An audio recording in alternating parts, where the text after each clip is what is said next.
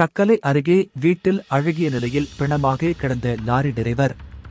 கன்னியாகுமரி மாவட்டம் தக்கலை அருகே உள்ள மணக்காவளை பகுதியைச் சேர்ந்தவர் கிறிஸ்டோபர், வயது 53, லாரி டிரைவர். இவரது மனைவி ஜெயந்தி. இந்நிலையில் கடந்த 8 மாதங்களுக்கு முன்பு ஜெயந்தி கருத்து வேறுபாடு காரணமாக தனது கணவரை விட்டு பிரிந்து சென்றுள்ளார். அதன்பின் கிறிஸ்டோபர் மட்டும் வீட்டில் தனியாக வசித்து வந்தார். இந்த நிலையில் நேற்று முன்தினம் இரவு கிறிஸ்டோபர் வீட்டில் இருந்து துர்நாற்றம் வீசியுள்ளது. இதனை கவனித்து அக்கம் பக்கத்தினர், உறவினர் ஒருவரின் உதவியுடன் வீட்டுக்குள் சென்று பார்த்தபோது அங்கு அழுகிய நிலையில் கிறிஸ்டோபர் பிணமாக கிடந்துள்ளார்.